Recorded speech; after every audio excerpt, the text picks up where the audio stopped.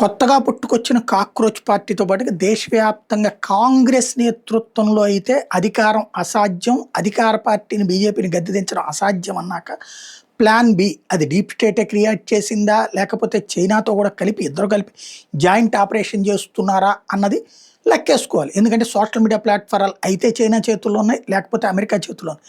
వాటి ద్వారానే ఈ కథ అంతా నడిచింది కాబట్టి ఇక్కడ ఒక సందేహానికి తావిస్తున్నటువంటి అంశం.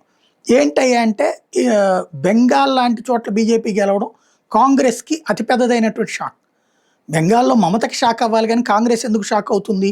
ఒక కాంగ్రెస్ బెనిఫిట్, మమత మొన్నటిదాకా ప్రధానమంత్రి పదవికి పోటీకి వచ్చేది. మొన్న గనక అక్కడ గెలుచుంటే బెంగాల్లో నెక్స్ట్ ప్రధానమంత్రి పదవి తనకి అభిషేక్ బెనర్జీని అక్కడ ముఖ్యమంత్రిని చేసేది. ఆ ఛాన్స్ లేదు కాబట్టి దాంతోపాటు ఇప్పుడు కాంగ్రెస్కు ఛాన్స్ కూడా అయిపోయింది.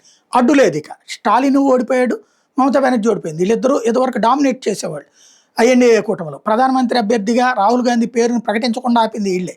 కాబట్టి ఇప్పుడు ఆ ప్రాబ్లం లేదు. కానీ వీళ్ళ సమస్యల్లో ఏంటంటే తృతీయ పక్షమైనటువంటి ఈ కాక్రోచ్ పార్టీని ముందుకు తీసుకొస్తున్న కారణం ఏంటి అంటే జన్జీ ఉద్యమం ఏదో జరుగుతుందన్న పేరుతో యువతరాన్ని దారి మళ్లించడం కోసం రేపు జరగబోయేటటువంటి పంజాబ్ ఎన్నికలలో అక్కడ కాంగ్రెస్ పార్టీ కిందసారి దెబ్బతిని ఆమ్ ఆద్మీ పార్టీ అధికారంలోకి వచ్చింది. ఇప్పటికి కూడా కాంగ్రెస్ పార్టీకి ఛాన్స్ లేదు. అక్కడ బీజేపీ పుంజుకుంటోంది. మొన్నటిసారి 15% దాకా ఓట్లు వచ్చినటువంటి సందర్భం, అకాలీదళ్ 21 దగ్గరికి ఉండిపోయినటువంటి సందర్భం. అక్కడ ఇప్పుడు బెంగాల్లో ఎట్లయితే అట్లాగే బీజేపీ వచ్చేటటువంటి పరిస్థితి వస్తే ఇక వీళ్ళకి పెద్ద దెబ్బే.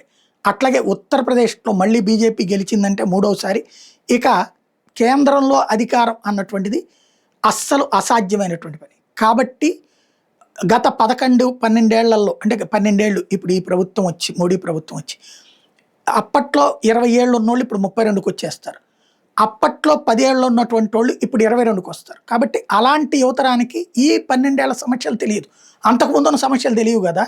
గ్యాస్ కోసం బారులు తీరి ఉండటం, ఫోను కోసం ఎత్తుక్కోవాల్సిన పరిస్థితి రావటం, బ్యాంక్ అకౌంట్లు అసాధ్యమైనటువంటి పరిస్థితులు ఉండటం, అలాంటి సిచ్యుయేషన్ ఆ బాధలు వాళ్ళకి తెలియదు. కాబట్టి ఇప్పుడు కనబడే బాధలే బీటెక్లో ఉద్యోగాలు రాకపోవడం, ఇట్లాంటి బాధలే ఉంటాయి. కాబట్టి దీన్ని అడ్డుపెట్టి ముందుకు తీసుకెళ్లడం ద్వారా బీజేపీని మళ్ళీ రాకుండా చూసే ప్రయత్నం చేస్తున్నారు.